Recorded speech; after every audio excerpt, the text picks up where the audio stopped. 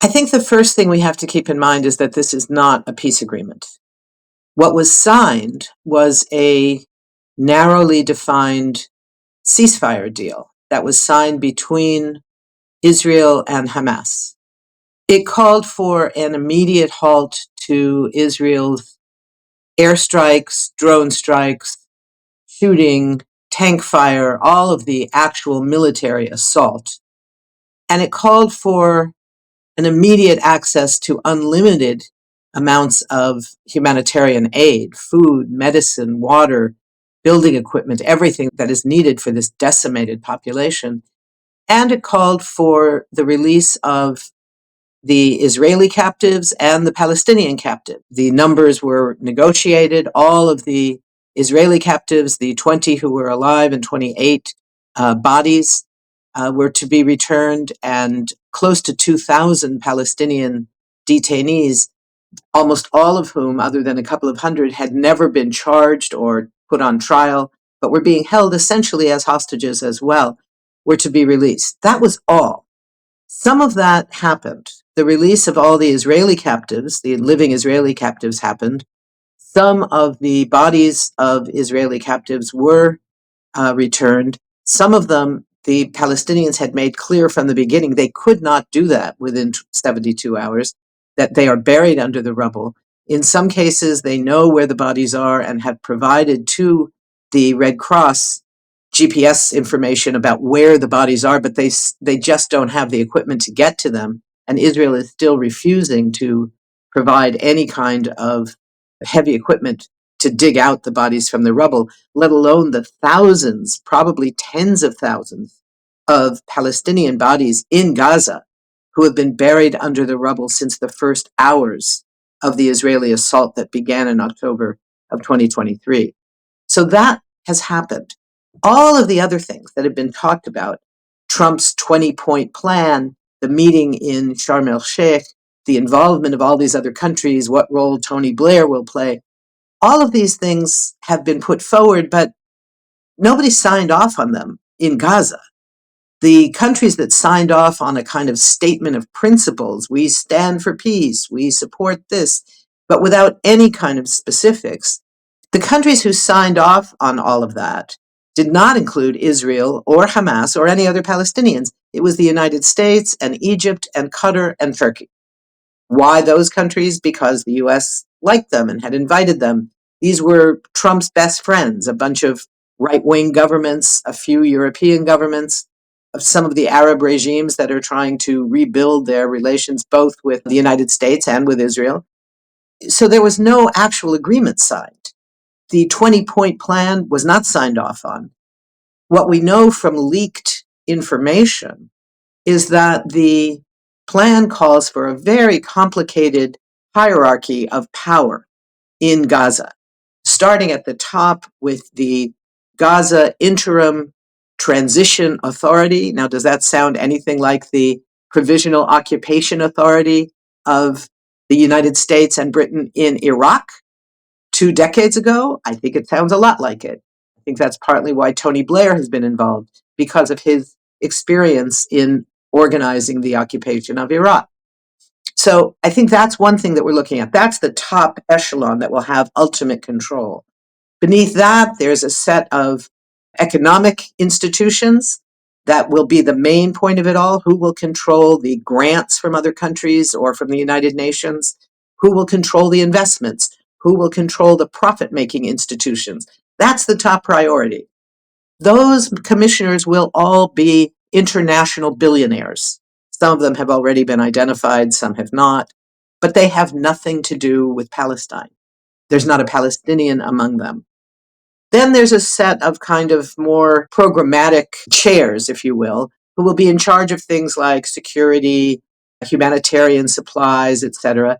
And then at the very bottom of this hierarchy, very hierarchical diagram that was leaked recently, at the very bottom, you have a Palestinian committee to be made up ostensibly of Palestinian technocrats.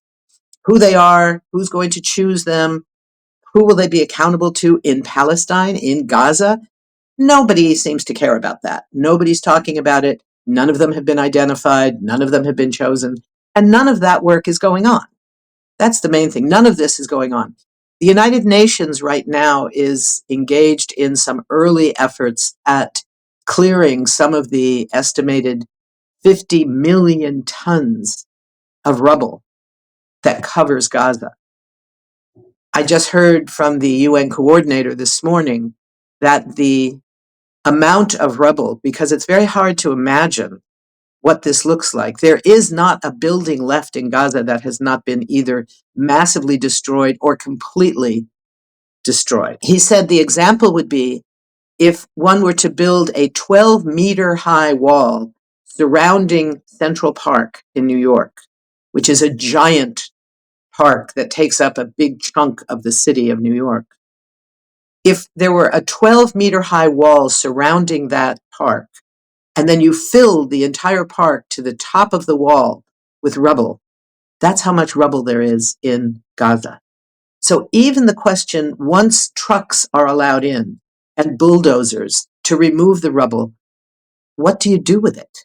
What do you do with rubble that now is mixed with unexploded ordnance, making it incredibly dangerous, and is also mixed with the bones of children and elders and whole families who have been killed over these last 2 years? What do you do with that? There's talk of grinding it into a powder that could be used to rebuild levels of building material, of cement. But where are the facilities for that? Gaza doesn't have any such facilities. I'm pretty sure Israel is not going to allow those trucks to bring it into Israel. The material is contaminated with a huge assortment of dangerous, poisonous chemicals and other things, as well as existing ordnance that has not yet exploded, as well as the bones. What's going to happen to that? That's just the first step before you can even talk about rebuilding. And so the cost in human lives is going to go on. And what it means to talk about a peace arrangement, a peace deal, a peace process is so far in the future, it's almost impossible to see it. What we have is a ceasefire, which is largely holding, not entirely. There have been 5, 8, 11 Palestinians in Gaza killed every day since the ceasefire went into effect by Israeli fire. Now, that's a huge shift from the average of 100 people every day being killed by Israeli bombs, Israeli tanks, Israeli guns. That's not happening. And that's a good thing, and it's understandable why Palestinians are still celebrating. But what comes next, and if that ceasefire itself will even hold, remains very much a question. An actual peace agreement would have looked very different. Of course, it would have had to start with an immediate ceasefire, a complete and utter ceasefire. That would have included getting all the Israeli troops out of Gaza. Right now, in the ceasefire agreement, there's no requirement now or in the future for Israeli troops to leave Gaza. It remains permanently occupied.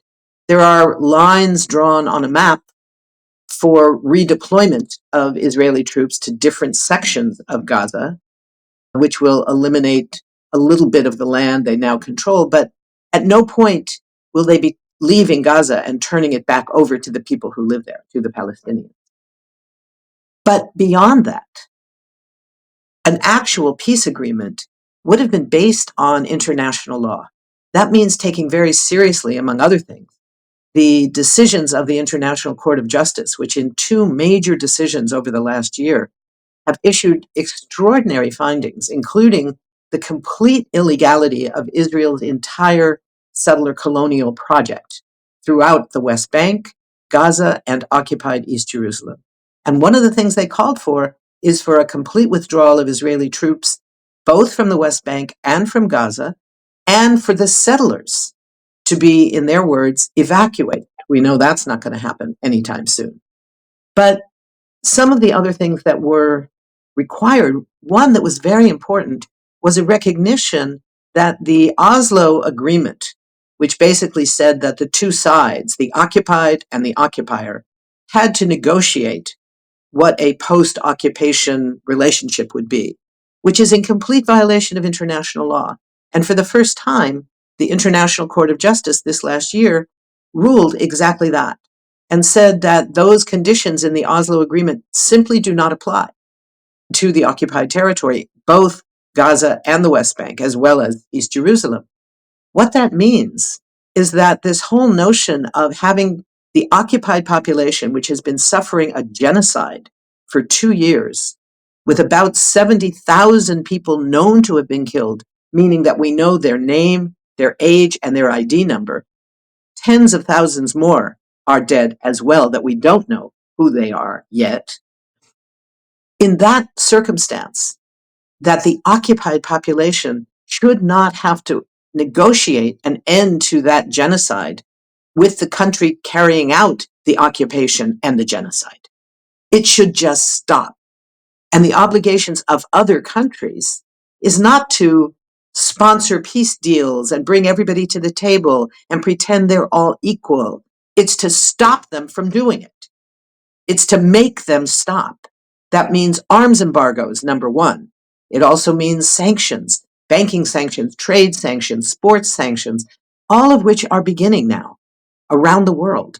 Israel is more isolated now than it has ever been before. And that's hugely important. It's important to individual Israelis, and it's very important to the Israeli economy, to the Israeli functioning in the world. But as long as the United States is prepared to continue sending weapons in unlimited amounts, unlimited power, it won't matter enough what all the rest of the world does.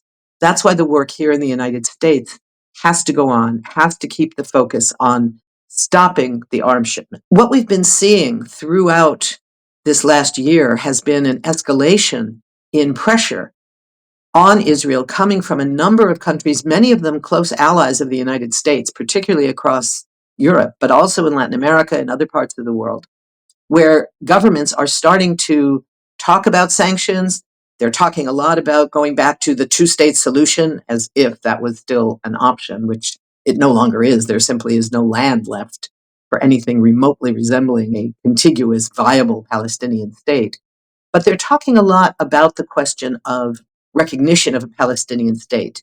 And as we know, a few more European countries recently, including top US allies, Canada, the UK, France, and others, have recently come out and explicitly endorsed the idea of recognition of Palestine as a full-fledged state. That's important because it reflects the power of mobilization of movements in those countries that are really escalating the pressure on those European and other governments to say, this is not okay. This is now a moral issue for the whole world. Gaza has become the moral core of progressive organizing all around the world. And people are saying, this is not okay for our governments to just stand back and let it happen. They're demanding change. So that part is very important, that those governments are feeling the pressure and recognizing they have to do something. The problem is what they're choosing to do is something that will be not very costly for them in political terms or in financial terms or in putting the lives of their own personnel, soldiers or otherwise, at risk. So they're choosing to focus on this question of recognition of a Palestinian state, and some of them are very proud of it. The problem is, once they do that, it doesn't change anything on the ground. It means that a Palestinian state is living under occupation and apartheid and has been suffering this horrific genocide instead of a Palestinian territory being occupied and facing genocide. It doesn't change the conditions on the ground. When country after country says, we're very proud to tell you that we may be able to recognize a Palestinian state, it's like, well, okay, that's good. You'll be the 150th in the world to recognize the Palestinian state. And what are you going to do to make that Palestinian state possible? Meaning, what are you going to do to end the occupation? Are you going to impose an arms embargo? Are you going to impose sanctions?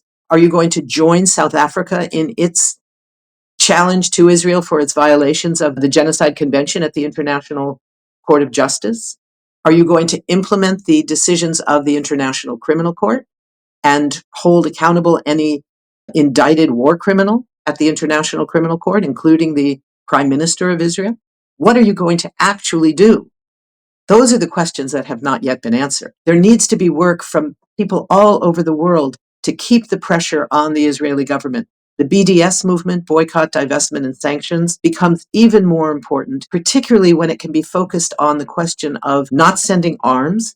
For example, Germany, that provides about 28% of Israeli arms, has said it will not provide anymore. We don't know if the German government is actually going to implement that. So there needs to be increasing pressure to make sure that they do implement that decision.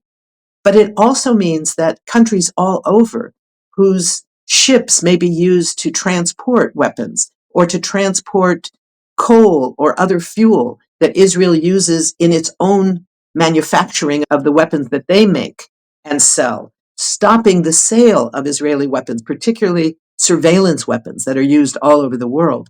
So this work about stopping the arms going to Israel that make the genocide possible, that enable the genocide, this is really important. And it's not just the 70% of the arms that come from the United States. That's obviously crucial. But globally, there's a model for this. We've seen it before in the movement against apartheid in South Africa.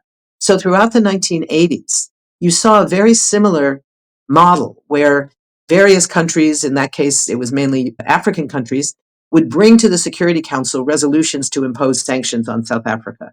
And routinely, they would all be vetoed by the United States, sometimes by Britain as well. So they would go then to the General Assembly, which would pass amazing resolutions with huge majorities. But the US would say, or Britain would say, well, we don't care about that because that doesn't have the force of law. So what would happen next is that activists in anti-apartheid movements all over the world would take that list of things, of kinds of sanctions, banking sanctions, sports sanctions, arms sanctions, all those things that were being called for by the General Assembly of the UN. And they would go to their own governments with massive protests in the streets, demanding that their governments individually start to carry out these demands. And one country after another, after another, after another, kept doing that until so many countries were then doing it that it became impossible for the US to ignore. And it turned to US allies passing various kinds of sanctions resolutions, sanctions laws, that isolated the US so much that eventually the anti-apartheid movement in the US was able to win a victory in Congress and impose sanctions itself. And that helped to set the stage for what South Africans themselves were doing to end apartheid in their country. We can do that again. We know it works because we've seen it work.